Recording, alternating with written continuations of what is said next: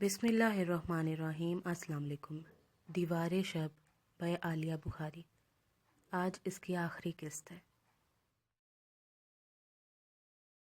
کمرے میں نیلاہٹ مائل ہلکی سی روشنی تھی اور اس ٹھنڈے معطر ماحول میں وہ ان کے بالکل قریب کھڑا تھا۔ ادھ کھلی آنکھوں سے انہوں نے اس کی سمت دیکھا۔ دل بہت زور سے دھڑکا، مگر نیم اندھیرے سے مانوس نگاہ نہیں ہو پا رہی تھی۔ شاید اب دن میں بھی خواب دکھائی دینے لگے ہیں۔ دکھے ہوئے دل کے ساتھ وہ اپنے حال پر رحم کھا کر پھر سے آنکھیں بند کرنے لگی تھی کہ اس نے پھر سے انہیں پکارا، نانی، نانی، میں ہوں خیام۔ اس بار وہ ان کے قریب آ کر بیٹھا تھا اور ان کا کمزور سا ہاتھ اپنے ہاتھوں میں تھاما تھا۔ آپ کا خیام۔ وہ حیرت اور خوشی کی آخری حد کے بھی پار آ کھڑی ہوئی تھی۔ میرا خیام، میرا؟ وہ بے تابی سے اٹھی اور الفاظ ٹوٹ کر ان کی زبان سے ادا ہوئے۔ خیام بے اختیار ان کے گلے سے لگا۔ نانی کا کمزور وجود ہچکیوں سے لرز رہا تھا۔ خیام کا دل شرمندگی اور احساس جرم کے بوجھ تلے دبا جا رہا تھا۔ یہ وہ کب تھی جو بدترین حالات اور ناقابل برداشت دکھ کو جھیل کر بھی پورے وقار کے ساتھ ہمیشہ کھڑی رہی، جن کے فن کا ڈنکا زمانے میں بجا اور جنہوں نے عروج سے زوال کے سفر میں بھی وزیداری اور شرافت دونوں کو کبھی ہاتھ سے جانے نہیں دیا۔ خیام نے ان کے آنسوں سے اپنی قمیض کا گریبان گیلا ہوتا محسوس کیا، اور یہ محض اس کی نالائکی کا رونا کب تھا؟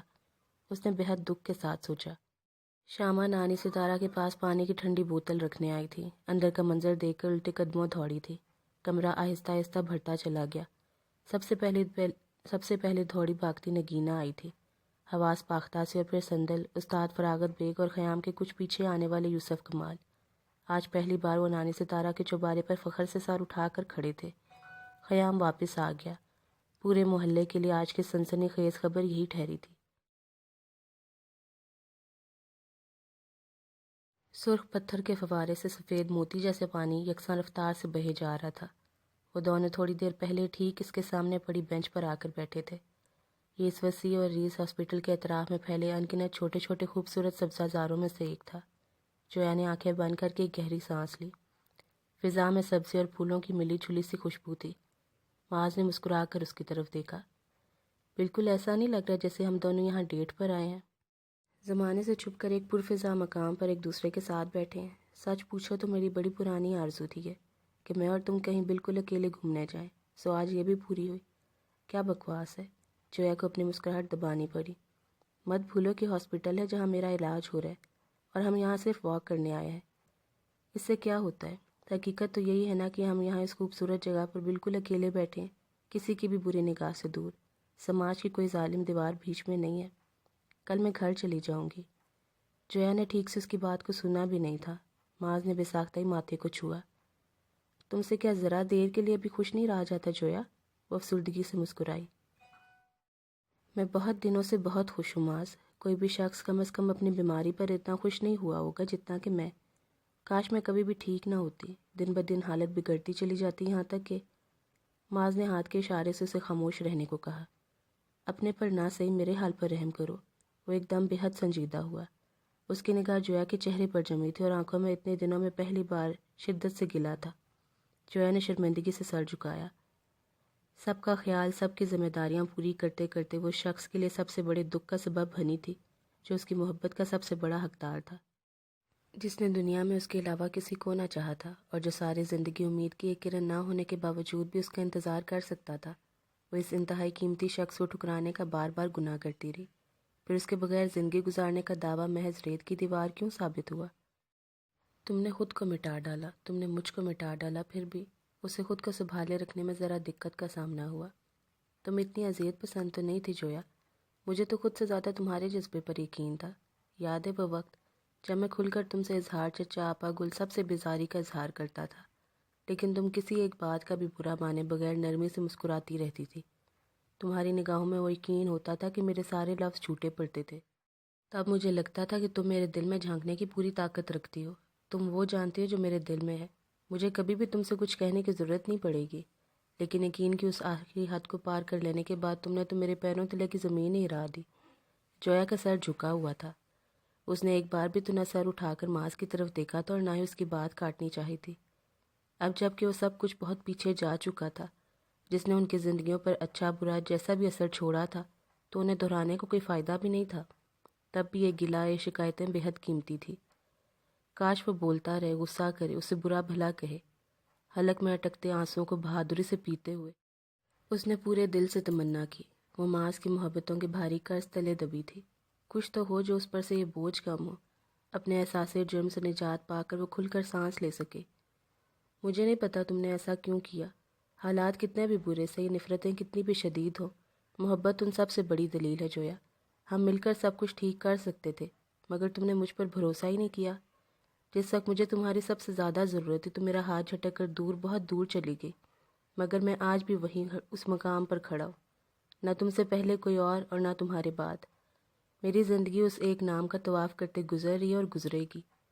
اس کا لہجہ، اس کے الفاظ سب درد میں ڈوبے تھے۔ جویا نے پتہ نہیں کس لمحے میں اپنا ضبط کھویا تھا۔ معاذ کی نگاہ اس کے بھیگتے دامن پر پڑی تھی۔ او خدا جویا پلیز، یہ کیا ہے یار؟ وہ بری طرح گھبرایا تھا۔ بھلا وہ کیوں بھولا تھا کہ جویا کی حالت اس جذباتی صورتحال کو سہنے کے قابل نہیں ہے؟ وہ دونوں ہاتھوں میں منہ چھپا کر روئے جا رہی تھی۔ جویا ایسے ہی نہیں، پلیز میری خاطر۔ پتہ نہیں کیا ہوا تھا مجھے، اتنا بڑا اسٹوپڈ ہوں اب تک۔ سوری، دیکھو میں معافی مانگ رہا ہوں۔ جویا نے اس کے دونوں جڑتے ہوئے ہاتھوں کو دیکھ کر جلدی سے اپنے آنسو صاف کیے تھے۔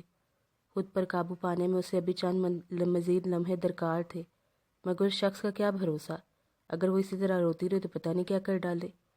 میں ٹھیک ہوں۔ معاذ نے ایک سکون بھری سانس لی۔ ایک طرح سے تو تمہارے ابا مجھ سے ٹھیک ہی چلتے تھے، غلطیاں تھی بھی تو بہت میری، اب تک سر درد ہو رہی ہیں۔ اب دیکھ لو، بیکار میں تمہیں رلا دیا۔ وہ اب واپس اپنے موڈ میں آ رہا تھا، لیکن اس بار وہ مسکرائی تک نہیں۔ کاش ہم بہت پہلے یہ سب ایک دوسرے سے کہہ سن لیتے معاذ، تو شاید زندگی کی صورت کچھ اور ہوتی۔ حالانکہ تم تو کتنی بار آئے، مگر میں نے تمہیں اس نفرت سے بچانا چاہا تھا معاذ، جو وہ سب تم سے کرتے تھے۔ میرا دل گوارا ہی نہیں کرتا تھا کہ تم ان میں سے ایک بات بھی سنو جو وہ کہتے ہیں۔ میرے لیے کچھ بھی اس سے زیادہ تکلیف دہ نہیں ہو سکتا جویا، جو تم نے جھیلا، اکیلے، تنہا، اور میں اکیلی کب تھی معاذ؟ اس نے بے ساختگی سے معاذ کی بات کاٹی۔ وہ ہلکے سے مسکرا دیا۔ چلو چلتے ہیں، کہیں زویا نہ آگے ورنہ ڈھونڈتی رہے گی۔ وہ بولتی اٹھ کھڑی ہوئی۔ جواباً معاذ نے ایک ٹھنڈی سانس لی۔ اس کا ہر انداز معنی خیز ہوتا تھا، اور وہ ان مطالب معنوں سے ہی نگاہ بچا کر چلتی رہتی تھی۔ اٹھ جاؤ معاذ، بس۔ اس بار وہ آگے بھی چل دی تھی، سو وہ تیزی سے اٹھ کھڑا ہوا۔ ابو بہت بدل گئے ہیں معاذ، وہ بالکل ٹوٹ چکے ہیں، مجھے ان سے بہت محبت ہے۔ میں چاہتی ہوں کہ میں ان سے کہوں کہ وہ کوئی فکر نہ کریں، اس سب میں وہ اکیلے قصوروار نہیں ہے، پورا گھرانہ اس جرم میں برابر کا شریک ہے۔ جویا کی اپنی نگاہیں سب کہتے ہوئے شرمندگی سے جھکی تھی۔ معاذ نے خود کو بہت بے چین محسوس کیا۔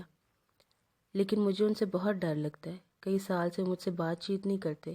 پہلے تو میری شکل دیکھنا بھی گوارا نہیں کرتے تھے، مجھ پر نگاہ پڑتے وہ خود پر سارا کنٹرول کھو دیتے تھے، اور ان کی قہر بھری نگاہ، اس کی آواز میں گہرا سہم طاری ہوا۔ آپا گل کہتی تھی میں ان کے بالکل بھی سامنے نہ ہوں، میں اس لیے اسکول یا کوچنگ سینٹر میں سارا دن رہتی اور پھر اپنے کمرے میں بند۔ اس کے ساتھ ساتھ چلتے ہوئے دھیمی آواز میں جو کچھ سنا رہی تھی، وہ سب سننا بھی معاذ کے لیے آسان نہیں تھا۔ سخت گرمی، لوڈ شیڈنگ، کچھ بھی تو اس حبس بھرے کمرے سے باہر آنے کی اجازت نہیں دیتا تھا۔ تمہیں پتہ ہے کہ معلوم نہیں وہ آگے اور کیا سنانے والی تھی۔ ایک منٹ، معاذ نے تیزی سے اس کی بات کاٹی۔ تم یہاں رکو، میں ابھی آیا۔ اس کا جواب سنے بغیر وہ تیزی سے ایک سمت بڑھتا چلا گیا۔ جویا کی نگاہ اسی طرف چمی تھی۔ ہاسپٹل کے احاطے میں بنی وہ ایک فلاور شاپ تھی، نرم اور نازک پھولوں سے بھری دکان، جس کی تازگی اور خوبصورتی کو یہاں سے بھی دیکھا اور محسوس کیا جا سکتا ہے۔ معاذ وہیں گیا تھا، شاید کسی کے لیے پھول لینے۔ یہاں ہاسپٹل میں اس کے ایک جاننے والے گزشتہ رات داخل ہوئے تھے۔ وہ یوں ہی مڑ کر دوسری طرف آتے جاتے لوگوں کو دیکھنے لگی۔ تبھی اس نے حقب سے معاذ کی آواز سنی، جویا۔ وہ ٹھیک پیچھے ہاتھوں میں سرخ گلاب لیے اس کا منتظر تھا۔ جویا کی نگاہ ان پھولوں سے ہٹ کر معاذ کے چہرے پر جمی۔ وہ نرمی سے مسکرایا تھا۔ جویا نے بہت رشک سے اس کی طرف دیکھا۔ امید کی ایک بھی کرن نہ ہونے کے بعد بھی اس کی خوشگمانی کی کوئی حد نہ تھی۔ تو کیا ضروری تھا کہ وہ ہر بار اسے چند لمحوں کی خوشی کو بھی چھینتی رہے؟ جویا نے کانپتے ہاتھوں سے اس سرخ کھلتے گلاب کو تھاما۔ نیک فال، معاذ نے دھیمے سے کہا اور ہنس پڑا۔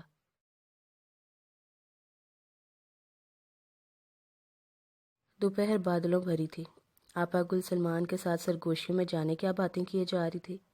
زویا جب بھی لاؤنج میں آتی، وہ فوراً خاموشی اختیار کر کے نگاہ ٹی وی پر جما لیتی۔ زویا کو عجیب سا تو لگا، لیکن براہ راست کچھ پوچھنے کو دل نہیں چاہ رہا تھا۔ آپا گل اور سلمان دونوں کی طرف سے کوئی اچھی امید ختم ہوئے بھی ایک عرصہ گزر چکا تھا۔ اس زویا کو بالکل بھی بھنک نہ مرنے پائے، ورنہ ضرور کوئی گڑبڑ کر دے گی۔ کل جویا گھر آ رہی ہے، اس وقت تک کوئی بھی بات نہ نکلے تو اچھا ہی ہے۔ سن رہے ہو نا تم سلمان؟ آپا گل نے ایک بار پھر ذرا سخت لہجے میں تنبیہ کی۔ شاکرہ امی کے بعد انہیں کسی بھی خبر کے لیک کرنے کا خطرہ سلمان کی طرف سے رہتا تھا۔ اتنی دیر میں اتنی بار اسے خبردار کیا تھا کہ اب وہ صاف صاف چڑ رہا تھا۔ تم مجھے کیا بار بار جتا رہی ہو آپا گل؟ مجھے نہ جویا کی شادی میں کوئی دلچسپی ہے اور نہ ہی تمہارے اس فرید الدین میں۔ مجھے تو کچھ پیسہ دلا دو جو میں تم سے جان چھڑوا کر کسی دوسرے ملک جا سکوں، اور پھر کبھی پلٹ کر اس نحوست بھرے گھر اور تم لوگوں کی طرف دیکھوں بھی نہیں۔ تف ہے تم پر، کوئی شرم حیا مروت کچھ بھی تو باقی نہیں رہا تم میں سلمان۔ بڑے بڑے خود غرض دیکھے، مگر تم سے بڑا کوئی بھی نہیں دیکھا ہے۔ کیوں؟ روزانہ آئینہ نہیں دیکھتی ہو کیا؟ وہ جواباً بڑی کمینگی سے مسکرایا تھا۔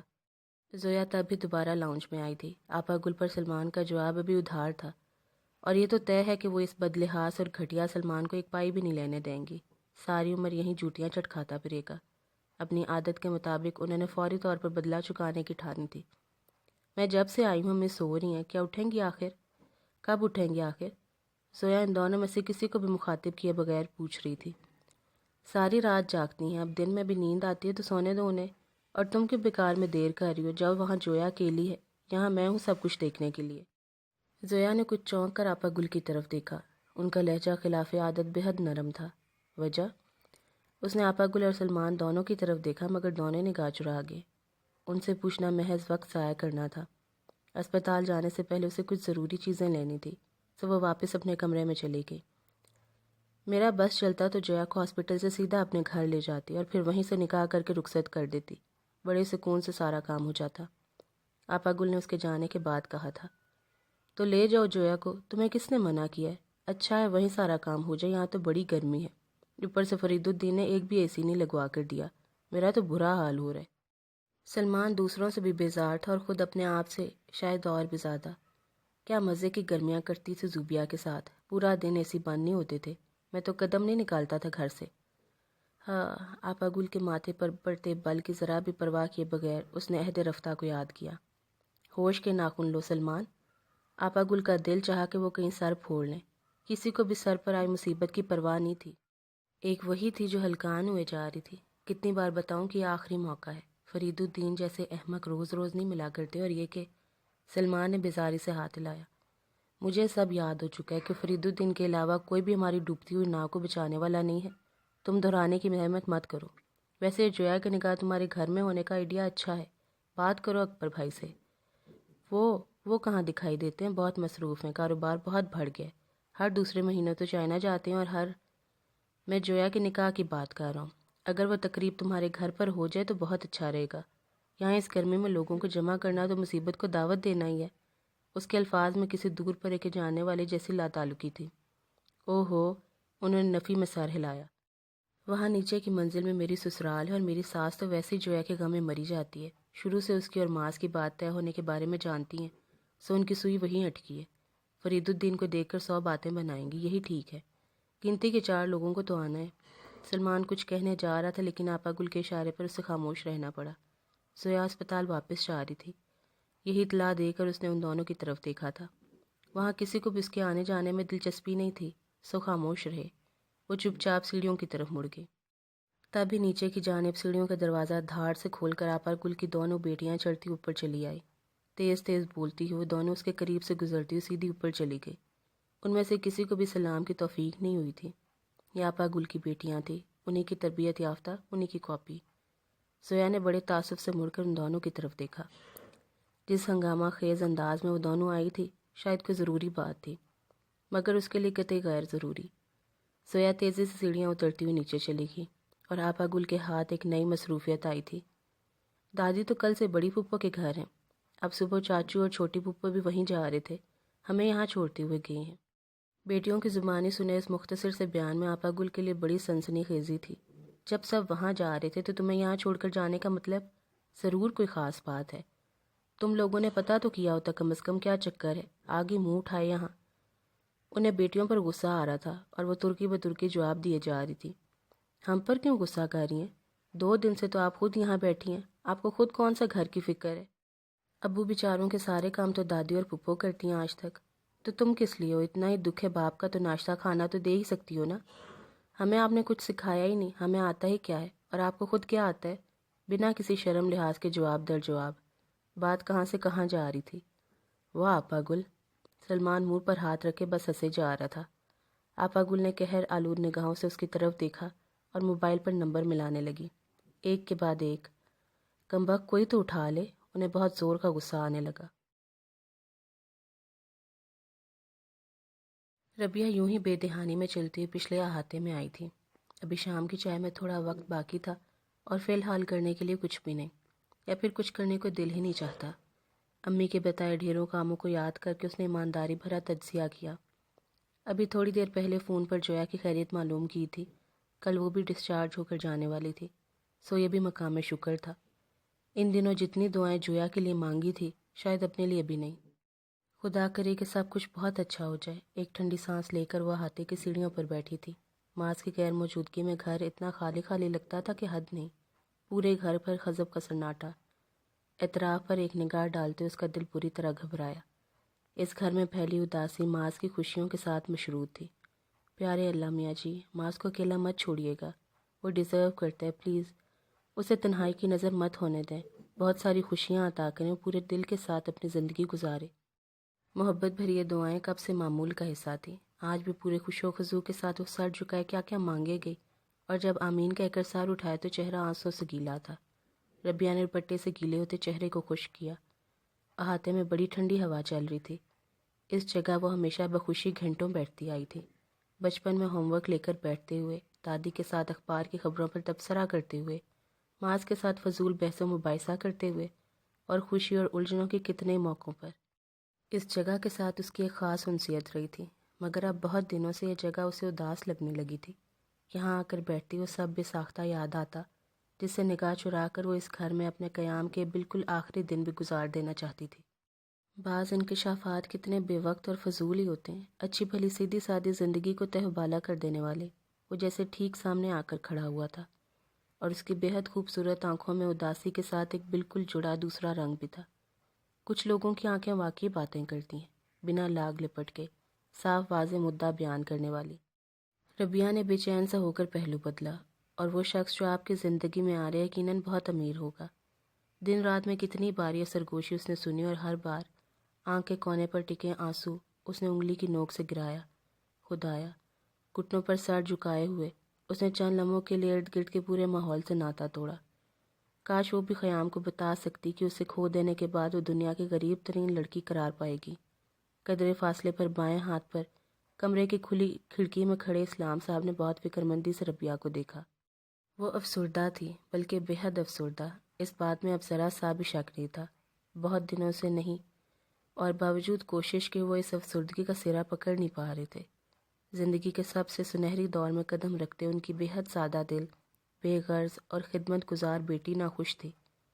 کیا اسے یہ بے حد اچھا رشتہ ناپسند تھا؟ خاموش ساکت کھڑے اسلام صاحب کی آنکھوں میں الجھن کا تاثر بڑھتا ہی جا رہا تھا۔ کیسی عجیب بدقسمتی تھی کہ وہ اپنے دونوں بچوں کو خوش اور مطمئن دیکھنے میں مستقل ناکام تھے۔ انہوں نے مڑ کر میز پر سے اپنا موبائل اٹھا کر ربیہ کی سسر کا نمبر ملایا۔ پچھلے 2 دن سے یہ نمبر آف تھا۔ ان کی پریشانی بڑھتی جا رہی تھی۔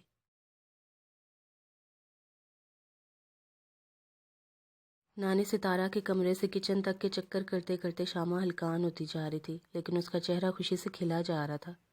آج خیام نے اس کی بنائی ہوئی چائے بھی پی تھی، کھانا بھی کھایا تھا، اور پھر تعریف بھی کی تھی۔ گھر کے سوتے اداس ماحول میں خوشی کی لہر مدت بعد دوڑی تھی۔ خیام کا واپس مڑ کر آنا خاندان بھر کے لیے اتنی بڑی خوشی تھی جس کا اندازہ لگانا بھی مشکل ہو رہا تھا۔ نانی ستارہ کے چہرے پر اس کھوئی ہوئی چمک کا پتہ مل رہا تھا۔ استاد فراغت بیگ اپنی ساری بیماریوں کو اکثر بھولے تھے، اور نگینہ جیسی سخت دل بھی خیام کو گلے لگا کر جس طرح پھوٹ پھوٹ کر روئی تھی، اس سے خیام خود خاصا شرمندہ تھا۔ یہی خالہ تھی جس کی محنت کے بل بوتے پر گھر چل رہا تھا، اور جس سے اس نے کبھی سیدھے منہ بات تک نہیں کی تھی۔ آج سندل بھی سب کے ساتھ بیٹھی تھی، اور آہستہ آہستہ خیام کے ساتھ نہ جانے کیا بات کر رہی تھی۔ کمال صاحب کی نگاہ بار بار ان دونوں پر پڑ رہی تھی۔ سندل کے حسن میں فیروزہ کی نمایاں جھلک تھی، اور ان کا بیٹا بھی تو کسی سے کام نہیں تھا۔ وہ کچھ سوچ کر مسکرائے۔ اس گھرانے کی شرافت اور اپنائیت کے وہ برسوں پہلے قائل ہو چکے تھے۔ جب فیروزہ نے ان کی خاطر ٹھیک عروج پر سب کچھ چھوڑا تھا، فیروزہ کی یاد بھری محفل انہیں آج بھی تنہا کرتی تھی۔ کسی نے بھی ان کے چند لمحوں کی اداسی کو محسوس نہیں کیا۔ آج صرف اور صرف خوش رہنے کی بات چلی تھی۔ نانی ستارہ اور نگینہ دونوں کمال صاحب کے اصرار کے باوجود کراچی مستقل شفٹ ہونے کے لیے تیار نہیں تھی۔ آتے جاتے رہیں گے بیٹا، لیکن مستقل طور پر نہیں رہا جائے گا وہاں۔ ساری عمر یہاں لاہور میں کٹی ہے، اب ہمیں یہیں رہنے دو۔ کمال صاحب لاہور والی کوٹھی کی چابی ساتھ لائے تھے۔ اماں اب 2 بیٹوں کی ماں ہے، ایک میری اور دوسری خیام کی۔ انہوں نے کہا تو نانی ستارہ کو تھا، لیکن نگینہ مارے ممنونیت کے بڑی دیر تک روتی رہی۔ اس کے اعصاب اب بالکل کمزور پڑ رہے تھے۔ خیام اس کے کندھے پر بازو پھیلائے بڑی دیر تک تسلی دیے گیا۔ آج پہلی بار اسے ایسی سچائی کا بھی اندازہ ہوا تھا کہ نگینہ خالہ کی زندگی اس سے کہیں زیادہ مشکل اور تلخ تر گزری ہوگی۔ خیام کی نگاہ بار بار نانی ستارہ کے بھاری سنگار دان پر پڑ رہی تھی۔ اس کے قدیمی عطردان، منقش لکڑی کا جیولری باکس، سب کچھ ویسا ہی تھا۔ یہیں سے اس نے نانی ستارہ کا وہ زیور اٹھایا تھا جس پر وہ آج تک خود کو معاف نہیں کر سکا تھا۔ پتہ نہیں وہ کیا سوچتی ہوں گی اس کی اس حرکت کے بارے میں۔ اس نے چور نگاہوں سے ان کی طرف دیکھا۔ وہ شامہ کو کچھ ہدایت دے رہی تھی۔ خیام نے ماتھے پر آتا پسینہ صاف کیا۔ ماں صدقے کیا گرمی لگ رہی ہے؟ نگینہ نے پاس پڑا ہوا اخبار اٹھا کر اسے جھلنا شروع کر دیا۔ ایک تو اماں نے بھی آج تک اپنے کمرے میں اے سی بھی نہیں لگوایا، کہہ کر تھک گئی، مگر ان کے ہاں کس کی چلتی ہے؟ خیام نے آنکھوں میں آتے پانی کو خاموشی سے رگڑ ڈالا۔ اے سی آج تک خالہ نگینہ کے کمرے میں بھی نہیں لگا تھا جب تک وہ یہاں تھا، سوائے اس کے کمرے کے۔ اے سی کی ضرورت اور کہیں محسوس نہیں کی گئی تھی۔ سخت گرمی میں جب وہ پورے چین اور سکون کے ساتھ اپنے کمرے میں اکیلا سوتا تھا، جان توڑ محنت کرنے والی خالہ نگینہ تھکن سے چور کہیں بھی بے سود ہو کر سو جاتی۔ وہ کس درجے خود غرض تھا۔ ان سب سے ساری آسائشیں حق کی طرح وصول کرتا رہا اور اپنا ایک چھوٹا سا بھی فرض ادا نہ کر سکا۔ اس نے خالہ نگینہ کے ساتھ ہاتھ سے نرمی سے وہ اخبار لیا۔ مجھے بالکل گرمی نہیں لگ رہی ہے خالہ، میں بالکل ٹھیک ہوں۔ اچھا، تھوڑی دیر جا کر اپنے کمرے میں آرام کر لو، وہ پھر اصرار کیے گئی۔ نانی ستارہ نے بڑی طمانینت سے نگینہ کی طرف دیکھا۔ ساری عمر خیام اور فیروزہ کی محبت کا تانا دینے والی نگینہ کا اپنا دل خیام کی محبت سے لبریز تھا۔ شاید وہ ان سب سے زیادہ محبت کرنے والی تھی، بس اس کے حالات نے اجازت نہیں دی تھی۔ خیام نے بیٹھے بیٹھے دل میں بہت سارے فیصلے کیے تھے، جن میں سر فہرست نگینہ اور سندل کے لیے بہت کچھ کیا جانا تھا، اور ساتھ میں استاد فراغت بیگ، شامہ، کمال صاحب استاد جی کو کراچی ساتھ چلنے کی دعوت دے رہے تھے، اور وہ مسکرا کر منع کر رہے تھے۔ سب کے ساتھ ہی آؤں گا کمال میاں، اکیلے آنے جانے کی بالکل بھی ہمت نہیں ہے، اور اب اس عمر میں تو ہمت باقی بھی نہیں رہی۔ لڑی میں پروئے گے موتیوں کی طرح ہے یہ گھرانہ بیٹا، سب ایک سے ایک بندے ہوئے۔ کمال صاحب آرام کرنے کے خیال سے کمرے میں چلے گئے تھے، مگر یہاں کمرے میں ابھی بھی عید کا سما تھا۔ شامہ مٹھائی کی ایک پلیٹ بھر کر گلناز کی طرف بھی دیا۔ جل مریں گے سب کے سب، اتنی توفیق نہ ہوئی کہ آ کر مبارکباد ہی دے جاتی اماں کو۔ خبر تو مل گئی ہوگی خیام کے آنے کی، باہر برآمدے سے نگینہ شامہ سے کہہ رہی تھی۔ خیام بساختہ ہی مسکرا دیا۔ خالہ نگینہ اگر ایسی باتیں نہ کرتی تو کتنی ادھوری سی لگتی۔ رات گہری ہو رہی تھی۔ خیام کو آرام کی ہدایت دیتے ہوئے ایک ایک کر کے سب ہی اٹھ گئے۔ اسے حیرت ہو رہی تھی کہ کسی نے بھی اسے یہاں سے جانے کے بارے میں کوئی بات نہیں کی تھی۔ وہ کیوں گیا تھا، کہاں رہا، کیا بیتی، کوئی سوال نہیں، یہ ان کا ظرف تھا۔ شامہ نے نانی کے کمرے کی ہلکی روشنی آن کی اور دروازہ برابر کر کے باہر نکل گئی۔ کمرے میں بڑی پرسکون سے ٹھنڈک پھیل رہی تھی۔ تم بھی سو جاتے، سفر کر کے آئے ہو، اور پھر سارا دن بیٹھے بیٹھے ہو گیا ہے۔ نانی ستارہ نے محبت سے اس کی طرف دیکھا۔ وہ مسہری پر تکیوں کے سہارے نیم دراز تھا۔ میں تھوڑی دیر آپ کے پاس بیٹھوں گا نانی۔ وہ اٹھ کر ان کے قدموں کے پاس آیا۔ یہاں نہیں، ادھر رہا۔ وہ چپ چاپ ان کے اور قریب ہوا۔ نانی کی نگاہ خیام کے چہرے پر جمی تھی۔ اس کی نظر جھکی ہوئی تھی اور چہرے پر کشمکش کا سا تاثر تھا۔ میرا پیارا بچہ نہ جانے کہاں کہاں کی ٹھوکریں کھا چکا ہے، اکیلا دنیا کو آزمانے نکلا تھا اس چھوٹی سی عمر میں۔ خیام کی اندیکھی مصیبتوں کے بارے میں سوچ کر ان کا دل بھر رہا تھا۔ بنا کچھ کہے انہوں نے خیام کا ہاتھ اپنے ہاتھ میں لے کر آہستہ سے تھپکا۔ کیا ہوا، کچھ کہنا ہے؟ خیام کا سر تھوڑا سا اور جھکا۔ جو کچھ وہ کہنا چاہ رہا تھا اس کے الفاظ کو ترتیب دینا محال ہو رہا تھا۔ وہ الفاظ بے ربط انداز میں ٹوٹ کر اس کے لبوں سے نکلے۔ خیام بیٹا، نانی کا شفقت بھرا ہاتھ اس کے گھنے بالوں پر آ کر رکا۔ وہ دوسرے لمحے ان کے گلے لگ کر رو رہا تھا۔ کیا ہوا بیٹا، خیر تو ہے نا؟ کوئی بات ہوگی ہے کیا؟ وہ ششتر سی ہوئی پوچھے جا رہی تھی۔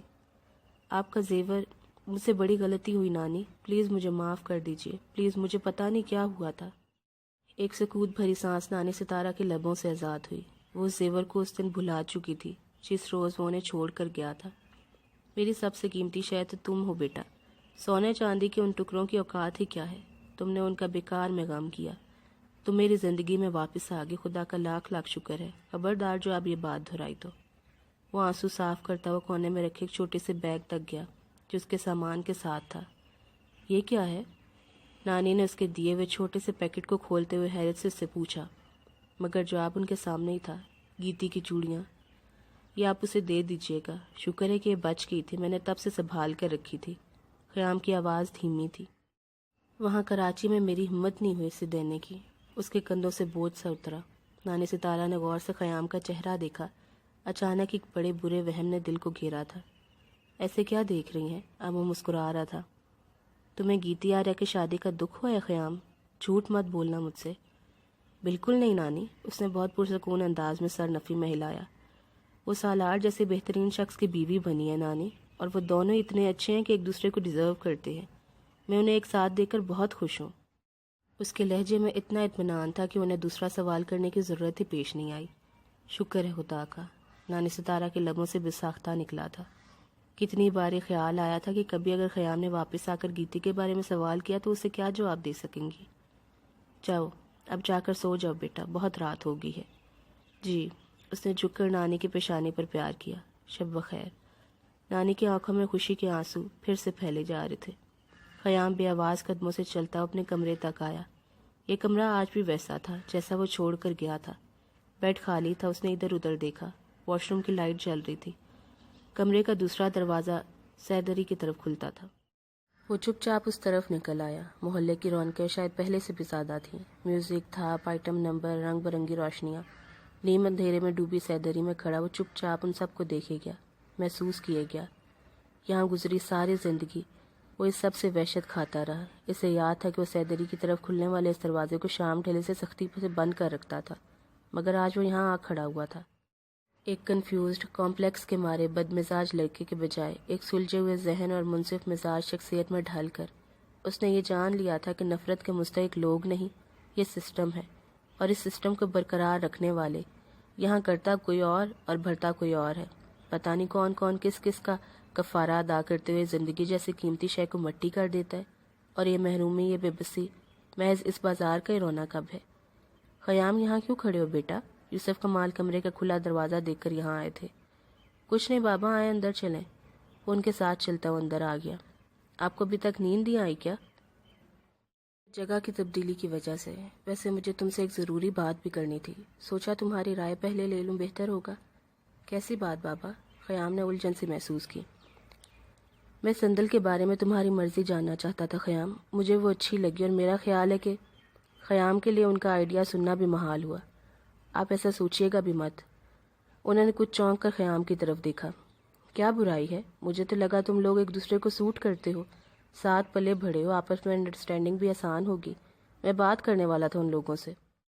اپنے باپ کی جلد بازی اور جذباتیت کا بجا طور پر قائل ہوا تھا۔ شاید اس کی ماں سے شادی بھی ان کا کوئی ایسا ہی فیصلہ کروا گیا ہوگا۔ شکر ہے جو آپ نے کسی سے بات نہیں کی، میرے لیے بالکل ناقابل قبول ہے، اور سندل کے لیے بھی۔ اس نے پورے یقین سے ان کی طرف دیکھا۔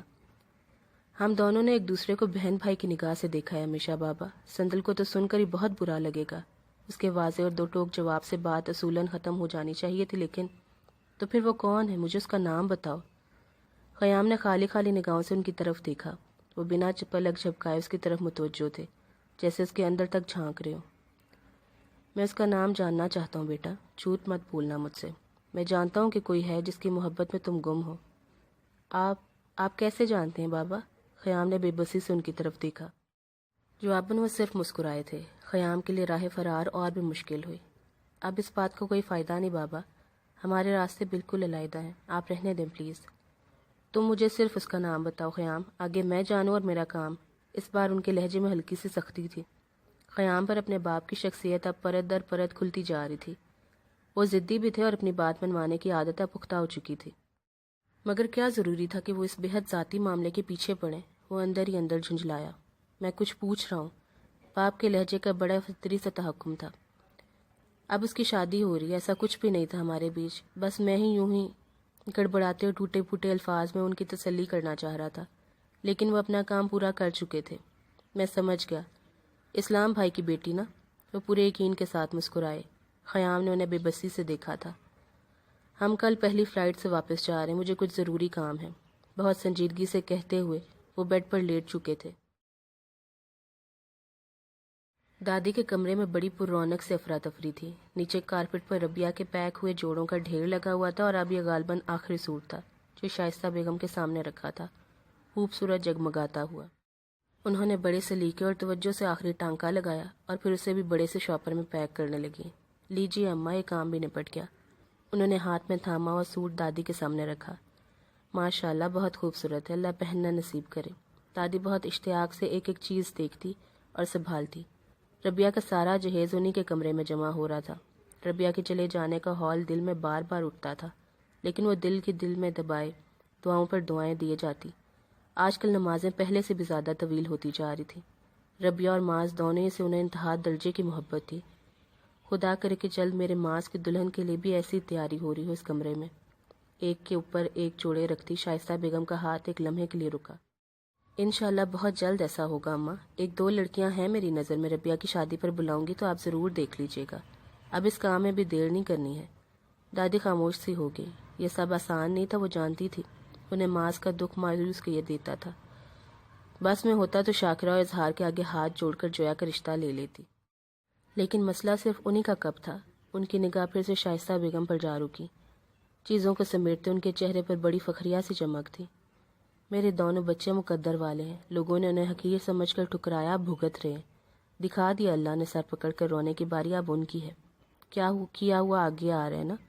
ایک کے بعد ایک درازیں کھولتے ہوئے مستقل بولتی جا رہی تھی۔ دادی نے دل ہی دل میں خدا سے پناہ مانگی۔ وہ جو چیز ڈھونڈ رہی تھی انہیں مل گئی تھی۔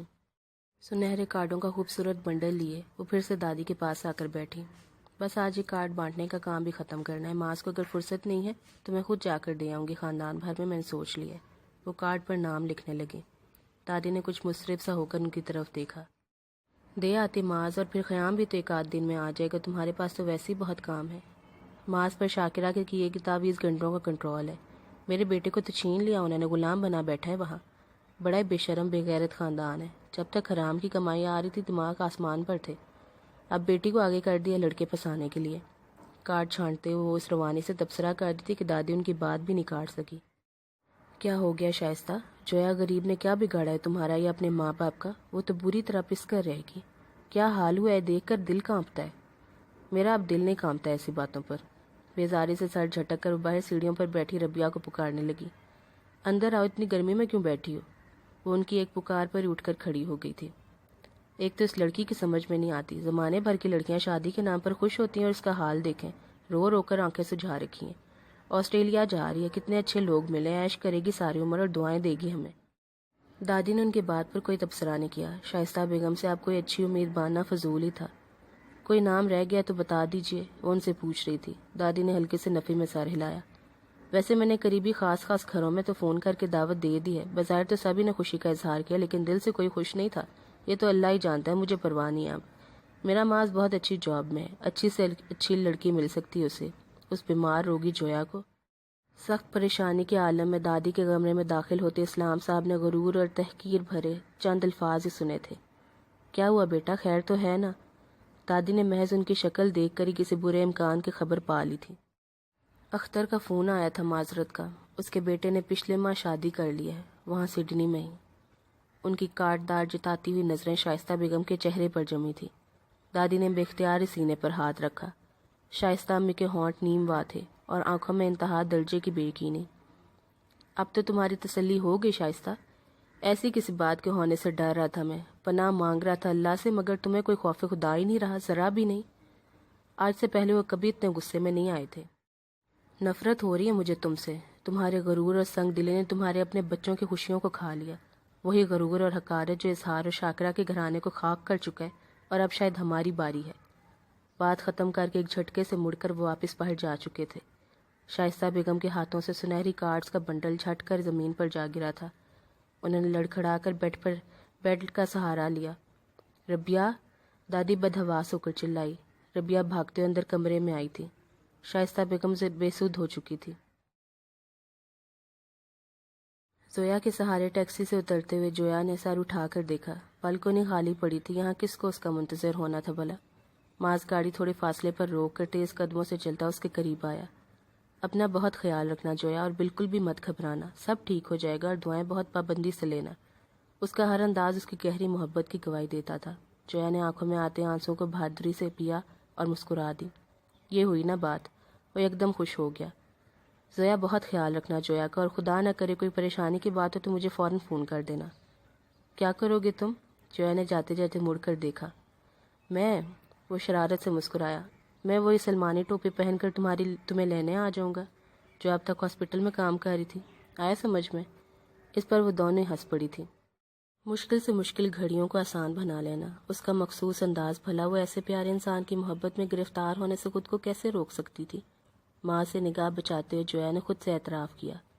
اور زویا، کسی بھی طرح اظہار چچا کو کنونس کر لینا کہ یہ گھر وہ کل ہی چھوڑ دیں۔ تم میرا نام مت لینا، اپنے کسی دوست کا ظاہر کر دینا، اور یہ فرید الدین کے اس گھر کا کرایہ ہے، اس کی توقع سے کہیں زیادہ ہے۔ اس نے 1000 کے کئی نوٹ زویا کے ہاتھ میں تھما دیے۔ میں کیا کہوں معاذ بھائی، جو کچھ بھی آپ نے کیا، زویا کے لیے کچھ بھی کہنا مشکل ہوا تھا۔ ایک اعصاب شکن دور میں وہ جویا اور معاذ کے ساتھ تھی۔ کچھ کہنے کی ضرورت نہیں ہے، اب جاؤ بس تم دونوں۔ وہ لوگ سیڑھیوں کے قریب کھڑے تھے، تبھی اوپر سے آپا گل کے رونے کی ہلکی ہلکی آوازیں آنے لگی۔ معاذ کی بے ساختہ سوالیہ نگاہ اوپر کی طرف اٹھی۔ کچھ نہیں ہے، زویا نے لاپرواہی سے ہاتھ ہلایا۔ بس آپا کی سسرال والوں نے پچھلے ہفتے اکبر بھائی کا نکاح دوسری جگہ کر دیا ہے، انہیں کل خبر ہوئی اس بات کی۔ جویا اور معاذ دونوں نے چونک کر زویا کی طرف دیکھا۔ اوپر سے آنے والی آواز میں اب شدت آ رہی تھی۔ آپا گل اکبر بھائی اپنی سسرال، اپنی بیٹیوں اور خود کو کوس رہی تھی۔ یہی ہنگامہ وہاں مچا ہوگا جب بھی وہ یہاں چھوڑ گئے ہیں۔ شکر نہیں کرتی کہ انہوں نے طلاق نہیں دی اپنی بیٹیوں کی وجہ سے، ورنہ ان جیسے لوگوں کا تو بدترین انجام بھی افسردہ نہیں کرتا ہے۔ زویا نے بڑی لاتعلقی سے تبصرہ کیا اور جویا کا ہاتھ تھام کر سیڑھیوں کی طرف بڑھ گئی۔ جویا نے سیڑھیوں پر چڑھتے ہوئے پلٹ کر دیکھا، معاذ وہیں کھڑا تھا۔ دونوں کے چہروں پر ایک سی مسکراہٹ ابھری اور ایک سا یقین دلاتی چلی گئی۔ ایک ٹھنڈی سانس لے کر وہ گاڑی میں آ بیٹھا تھا۔ سچ شکر کہ وہ ٹھیک ہو کر گھر واپس آئی تھی، اور اس مشکل ترین دور کو جھیل کر بھی وہ دونوں آج تک زندہ ہیں، تو یقیناً ایک دوسرے کے لیے ہی ہیں۔ جذبے کی سچائی پر اس کا یقین اور بھی گہرا ہوا تھا۔ بہت پرسکون دل کے ساتھ گھر تک کا سفر کٹا تھا۔ آج شاید امی روز سے زیادہ ناراض ہوں گی، مگر وہ ان کی کسی بھی بات کا برا نہیں مانے گا۔ گھر پر معمول کی خاموشی چھائی تھی، لیکن حالات میں یقیناً غیر معمولی پن تھا۔ اس نے برآمدے میں سے دادی کے کمرے کا پورا کھلا دروازہ دیکھ کر کچھ عجیب سا محسوس کیا۔ سامنے بیڈ پر شائستہ امی بیٹھی تھی، ابا، دادی، ربیہ سبھی تھے، مگر ماحول پر جمی ٹینشن سمجھ میں آتی تھی۔ کیا ہوا، خیریت تو ہے؟ اس نے ان سب کی طرف دیکھا۔ ابا اور ربیہ کا چہرہ بے تاثر تھا، لیکن دادی اور امی شاید خاصا رود ہو چکی تھی۔ ان میں سے کسی نے بھی فوری طور پر جواب نہیں دیا۔ گھر بھر پر بڑی دم گھٹتی سی کیفیت طاری تھی۔ آپا گل رو رو کر بے دم ہوئی جا رہی تھی، پھر بھی وقفے وقفے سے ان کی آہیں ماحول کو اور بوجھل کر رہی تھی۔ تو تھوڑی دیر پہلے اکبر بھائی بھی ہو کر گئے تھے، اور ان کی آمد پر جس بڑے مارکے کی توقع تھی وہ حیرت انگیز طور پر رونما نہ ہو سکا۔ تماشا کھڑا کیا تو 1 منٹ نہیں لگاؤں گا طلاق دینے میں۔ بھول جاؤں گا یہ صرف تمہارے بچے نہیں ہیں، میرے بھی ہیں۔ تم جیسی بدفطرت عورت کے ساتھ یہ نام کا رشتہ بھی رکھنا صرف میری مجبوری ہے، کمزوری نہیں۔ ان کے لہجے اور آنکھوں میں آپا گل کے لیے جو نفرت تھی وہ ان جیسی دبنگ عورت کو پانی کے بلبلے کی طرح بٹھا چکی تھی۔ 18 سال ایک جہنم میں گزارے ہیں میں نے، صرف اپنی شرافت کی وجہ سے، ورنہ تم جیسی عورت کو تو بہت پہلے نکال باہر کرنا چاہیے تھا۔ میرے ماں باپ، میرا خاندان ایک مستقل عذاب سے گزرا ہے تمہاری وجہ سے۔ اپنی عزت کی خاطر سب نے اپنی زبانیں بند کر کے تمہیں تمہارے حال پر چھوڑے رکھا، لعنت بھیج چکے ہیں وہ سب تم پر بہت پہلے، اور تم جیسی نیچ جاہل یہ سمجھتی رہی کہ تم نے سب کو دبا کر رکھا ہے، اسی لیے کوئی تمہارے آگے نہیں بولتا۔ تف ہے تم پر گل اور تم جیسی عورتوں پر جو شریف خاندانوں میں عذاب بن کر اترتی ہیں۔ لاؤنج کے بیچوں بیچ کھڑے ہو کر انہوں نے اتنی اونچی آواز میں کہا تھا کہ پورے گھر نے بآسانی سنا تھا۔ آپا گل نے امداد طلب نظروں سے چاروں طرف دیکھا۔ شاکرہ امی، سلمان ابو، وہ سب جنہیں ان کے حق میں بولنا تھا اتنے لا تعلق تھے جیسے آج وہ بالکل تنہا تھی۔ اکبر بھائی نے جیب سے ایک چیک نکال کر اظہار صاحب کے آگے رکھا۔ یہ اس سامان کی قیمت ہے جو کبھی جویا کی جہیز کے لیے لیا گیا تھا اور گل نے عطیہ لیا تھا۔ میرے 1000 بار منع کرنے کے باوجود بھی یہ مجھ پر آپ کا قرض تھا، جویا اور زویا کا قرض تھا، جو آج بھی میرے لیے بیٹیوں کی طرح ہیں۔ لاؤنج کے سرے پر کھڑی زویا نے اپنی آنکھوں سے بہتے آنسوں کو خشک کیا۔ آپا گل کی بدقسمتی کی کوئی انتہا تھی بھی یا نہیں؟ اکبر بھائی جیسا نیک اور صابر کردار شخص جو کسی رحمت بڑے پل میں انہیں عطا ہوا تھا، آخر کار چلا گیا۔ میں اپنی بیٹیوں کو اس عورت کے حوالے زیادہ عرصہ نہیں کر سکتا، اس لیے دونوں کے رشتے طے کر دیے۔ اللہ نے چاہا تو 2-4 سال میں اس فرض سے سبکدوش ہو جاؤں گا۔ آپ بھی کوشش کریں کہ جویا اور زویا کے ساتھ انصاف کر سکیں، ورنہ اللہ کے آگے جواب دہی سے نہ بچ سکیں گے۔ وہ زیادہ دیر نہیں رکے تھے۔ آپا گل دکھ، ذلت اور بے بسی کی ملی جلی سی کیفیت میں مبتلا تھی۔ دیکھ لیا سب کو، کوئی بھی تو میری حمایت میں نہیں بھولا۔ کیا نہیں کیا میں نے تم سب کے ساتھ؟ اپنا گھر تک تو برباد کر لیا، یہاں کے مسئلے سلجھاتی رہی اور وہاں سب نے مل کر میرے خلاف ہی چال چل کے کمینے۔ وہ اونچی آواز میں روتے ہوئے دفتن اظہار صاحب کی طرف بڑھی۔ مجھے دیں یہ چیک، یہ میرے پیسے ہیں۔ چپٹا مار کر انہوں نے وہ چیک اظہار صاحب کے ہاتھ سے لینا چاہا، مگر وہ صفائی سے بچا گئے۔ یہ تمہارے پیسے نہیں ہیں گل، بہت سختی سے انہوں نے کہا تھا۔ سلمان نے تعریفی نگاہوں سے ان کی طرف دیکھا۔ بہت اچھے ابو اور آپا گل، بہتر ہوگا اب تم خاموش ہو کر ایک طرف بیٹھ جاؤ، یہاں اس گھر میں بھی تماشے کھڑے کرو گی تو کہاں جاؤ گی؟ سوچ لو۔ میرے دلائے ہوئے گھر میں سر چھپائے ہوئے بیٹھے ہو سب لوگ۔ یہ میں تھی جس نے فرید الدین کو تمہیں ایک گھر دینے پر راضی کیا۔ میرے ایک اشارے پر وہ سب کو باہر نکال سکتا ہے، پھر کہاں جاؤ گی؟ فٹ پاتھ پر یا؟ وہ بولتے بولتے ایک دم خاموش ہوگی۔ آج ان کی دھمکیوں نے وہ سہم طاری نہیں کیا تھا جو پچھلے کئی سال سے اس خاندان کا مقدر بنا ہوا تھا۔ سلمان لاپرواہی سے کھڑکی میں جا کھڑا ہوا تھا اور اظہار صاحب بڑے مطمئن انداز میں اپنے ہاتھ میں تھاما ہوا چیک دیکھ رہے تھے، اور ان کی اپنی بیٹیاں بالکونی میں کھڑی کسی بات پر مستقل ہنسے جا رہی تھی۔ کسی نے شاید ان کی بات ڈھنگ سے سنی بھی نہیں تھی، کسی کو ان پر پڑنے والی افتاد کی رتی بھر بھی پرواہ نہیں تھی۔ وہ اچانک ہی بالکل خاموش ہو کر ایک کونے میں جا کر بیٹھ گئی۔ مکافات عمل، زویا نے کمرے میں آتے ہوئے جویا کو دیکھ کر کہا۔ جو سبق آپا گل نے اپنے اچھے وقتوں سے حاصل نہیں کیا، اللہ کرے کہ برے وقت سے ہی سیکھ جائیں۔ جویا اس کی شکل دیکھتی رہی۔ اور وہ کیا؟ زویا نے سوالیہ انداز میں اس کی طرف دیکھا۔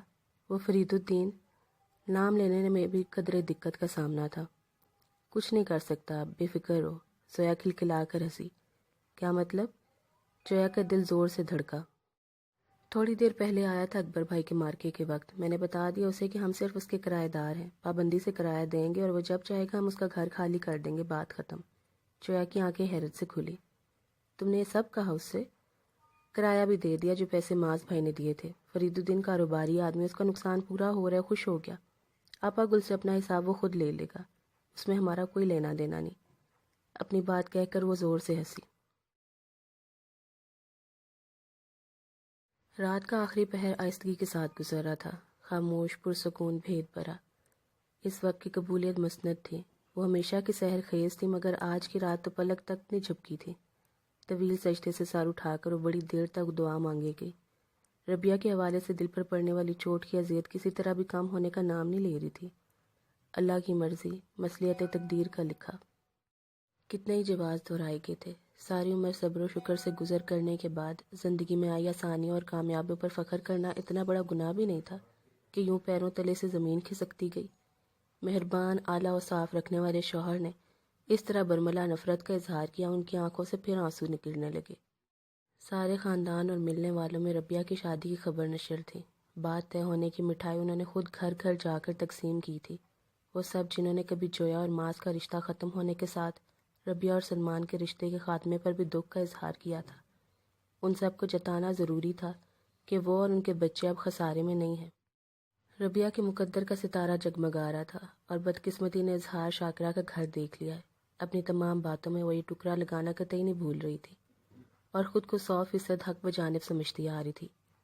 ایک طویل عرصے کی صبر آزما مشقت اٹھاتے ہوئے شاکرہ اور اظہار کی بخشی اذیت انہوں نے ہی سہی تھی، سو اب اس کے واپس کرنے کا وقت تھا۔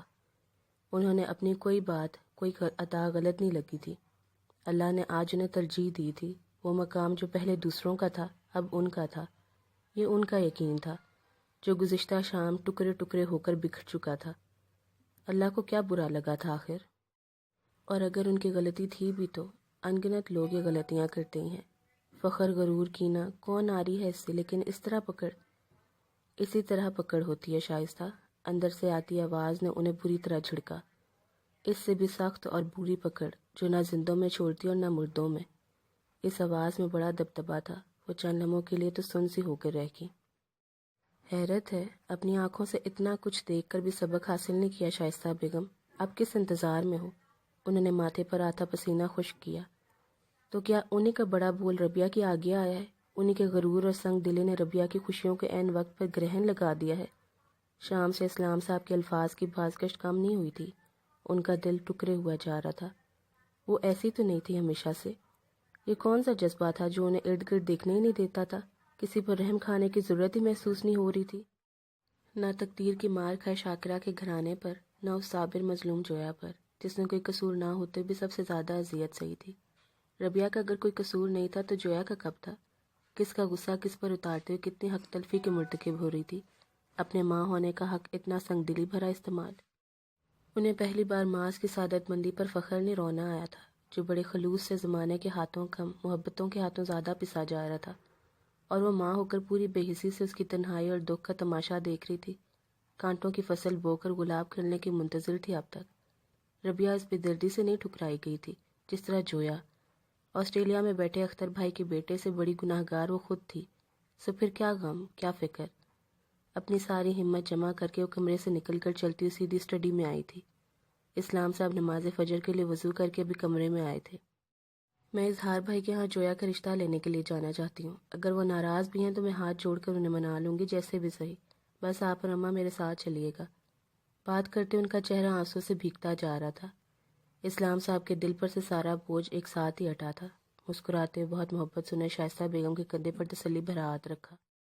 اللہ کا شکر ہے جو تم نے ایک صحیح فیصلہ کیا، اب اس گھر میں انشاءاللہ خوشیوں کو ترنے سے کوئی بھی نہیں روک سکے گا شائستہ، نہ ماس کے لیے اور نہ ہی ربیہ کے لیے۔ میری ربیہ۔ شائستہ بیگم کا دل ایک بار پھر بے قابو ہوا۔ اللہ بہت بہتر کرنے والا ہے، اسے کبھی بھی مایوس مت ہونا، وہ قادر مطلق ہے۔ ہم ناچیز اس کی مصلحتوں کو سمجھے بغیر واویلا مچانے والے ہیں۔ ان کے لہجے میں وہی عاجزی اور سکون تھا جو ہمیشہ سامنے والے کی تسلی کا سبب بنتا تھا۔ معاذ نے بڑی فکر مندی سے سامنے بیٹھی ربیہ کو دیکھا۔ تو کیا تمہیں واقعی بہت افسوس ہوا ہے؟ نہیں تو، اس نے جھیم کر فوراً آنسو صاف کیے۔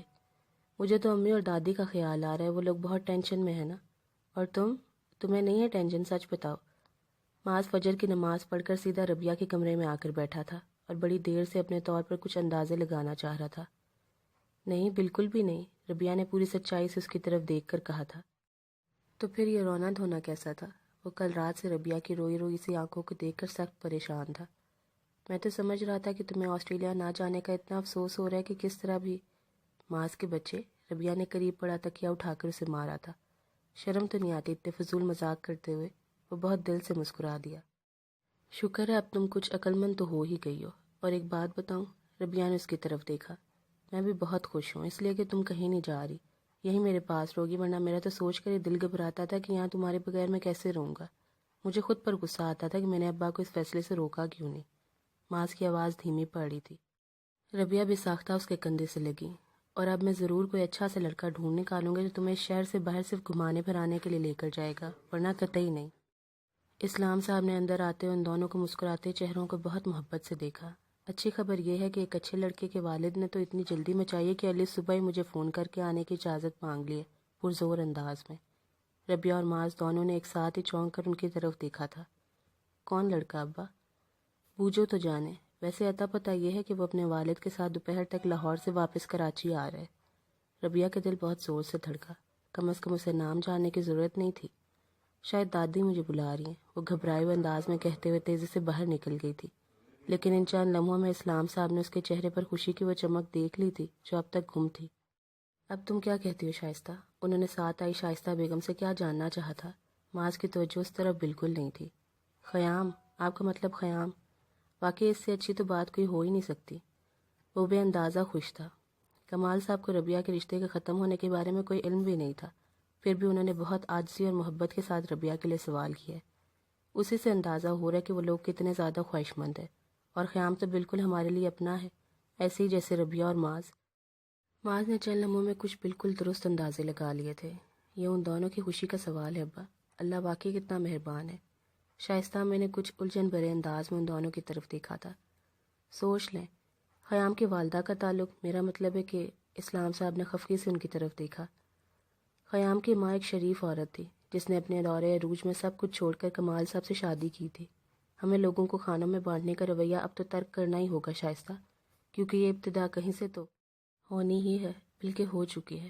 سالار اور گیتی آرا کی شادی کے ساتھ زندگیوں کو سہل اور خوش آئند بنانے کا سادہ سا فارمولہ وسیع القلبی اور انسانیت کا احترام ہے۔ راہیں خود بخود ہی روشن ہوتی چلی جاتی ہیں، اور میں اپنے بچوں کو پورے دل کے ساتھ زندگی گزارتا دیکھنا چاہتا ہوں۔ اس بار شائستہ امی مسکرائی تھی۔ ابھی انہیں زندگی کے سفر میں اسلام صاحب سے اور بھی بہت کچھ سیکھنا باقی تھا۔ انہوں نے پچھلے احاطے کی طرف کی کھڑکیوں کو کھولتے ہوئے سوچا۔ چمپا کے پھولوں کی خوشبو سے بوجھل ہوتے ٹھنڈی ہوا کے جھونکے کمرے میں آ رہے تھے۔ اب بس یہ ہے کہ ہمیں اپنے پروگرام میں تھوڑا سا رد و بدل کرنا پڑے گا۔ میں اظہار کو فون کر کے بتا دیتا ہوں۔ وہ کہتے ہوئے مڑنے لگے تھے کہ معاذ تیزی سے ان کے سامنے آیا۔ اظہار چچا کو کیوں فون کریں گے آپ؟ کوئی خاص بات ہے کیا؟ وہ بے حد حیرت زدہ تھا۔ ایک معنی خیز مسکراہٹ ابا اور شائستہ امی دونوں کے لبوں پر آئی۔ نہیں، بات ایسی خاص بھی نہیں، بس ہم لوگوں کا پروگرام تھا ابھی ناشتے کے بعد اظہار کے ہاں جا کر اس امانت کو اپنے گھر لانے کا پروگرام فائنل کریں جو بہت دن سے ان کے ہاں ہے۔ اور اچھی بات یہ ہے کہ اظہار بہت خوش ہوئے اس پروگرام پر۔ انہوں نے دانستہ لاپرواہی برتی تھی۔ معاذ کے لب حیرت سے کھلے تھے اور چہرہ اتنا روشن کہ شائستہ امی اور ابا دونوں کو ایک ساتھ ہی نظر لگ جانے کے اندیشے نے ستایا۔ معاذ بے ساختہ ان دونوں کے گلے لگا تھا۔ اب جب کہ خیام کے والد پہنچ رہے ہیں تو ہم اظہار کے ہاں دوپہر کے بجائے شام کی چائے پی لیں گے۔ میں ذرا فون کر کے بتا دوں۔ چلے اماں کے کمرے میں چل کر فون کر لیجیے گا۔ تم بھی آ جاؤ معاذ، میں وہی ناشتہ لگا رہی ہوں۔ شائستہ امی اس سے کہتی باہر نکل گئی تھی۔ بس آ رہا ہوں امی، 2 منٹ میں، اس نے آواز لگا کر انہیں مطمئن کیا۔ اب جب کہ سب لوگ کچھ ضروری کام نپٹانے میں مصروف ہونے والے تھے تو ایک ضروری کام اسے بھی کرنا تھا۔ اپنے موبائل پر جویا کے نمبر پر کال کا بٹن دباتے ہوئے اس نے دل کی انتہائی گہرائی سے صرف اللہ کا شکر ادا کیا تھا۔ پچھلے احاطے میں صبح اپنی پوری خوبصورتی کے ساتھ اتر رہی تھی۔